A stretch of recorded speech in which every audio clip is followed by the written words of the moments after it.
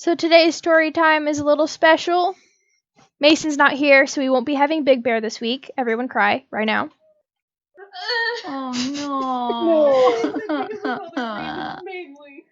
no. Okay, Sydney. So this week we have our 5 words, and also Mason tried to put a word.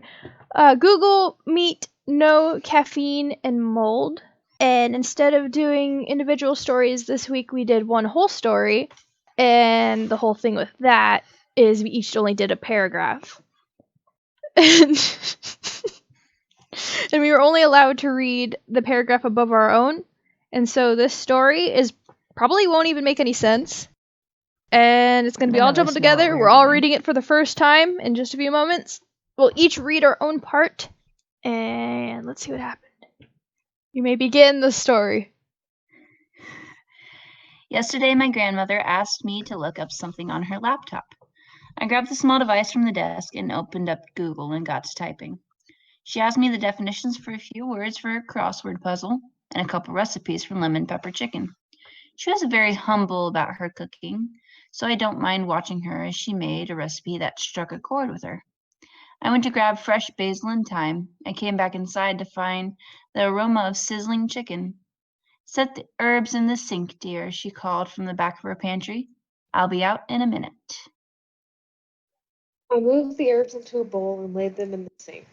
Then I went upstairs to the bathroom to wash some dirt off my face and hands from when I smeared, wiping sweat from my brow.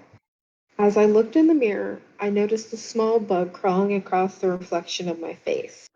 I put my hand up to catch him and was surprised when it did not try to escape. I put him between my hands and stared down at the cute little beetle. I could swear he was smiling at me. I left the bathroom and walked downstairs, the smell of meat streaming from the kitchen. Daisy, mute yourself. Okay, fine. Hey, yo, Grandma, what you cooking? I called out on my way down the stairs. I turned the corner to see her working on dinner. I'm working on a roast, dearie, she cooed at me. I wanted to help her set the table when I noticed more beetles. They seemed to be all smiling at me, and it was almost unnerving. Hey, Grandma, I'm no bug expert, but I think you have a problem, I said as I went back towards the kitchen to tell her. Grandma turned and gave me an unnerving look, so I just quietly made my way to the fridge. I grabbed some caffeine-free soda to add to my meal, without the chance of me getting restless sleep. Unless those beetles decide to bother me. I thought about the worst possible scenario of the bugs all going haywire and attacking me, but they seemed okay for now. The roast was finally completed, and Grandma came to the dining room with the piping hot pan. It actually smelled pretty good, as she set it down on the table. "Itadakimasu!" I yelled. In my excitement, I knocked over my can of caffeine-free soda. "Oh, frick!" Grandma yelled as the soda began to rush all over the beautiful roast she had made. She ran across the area where the bugs were waiting to strike, just to grab a hand towel. Thankfully, the lethal creatures were entranced by the smell of the roast, paying no mind to Granny. She quickly turned to wipe up the mess, but the roast was far too hot, so she couldn't stop the soda from soiling the roast. "I'm so sorry," I cried, but Granny didn't respond. She stood with a terrified glare on her face that was paler than the midnight moon. "Look up," she managed to let out in a whisper. I slowly turned my head upward. Clearly a mistake.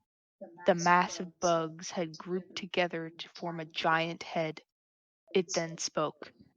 "You leave the perfect roast to mold?" The voice shook the room. The floorboards began to creak, then perish. The floor collapsed beneath us, and my vision jolted into a mass of black. The end.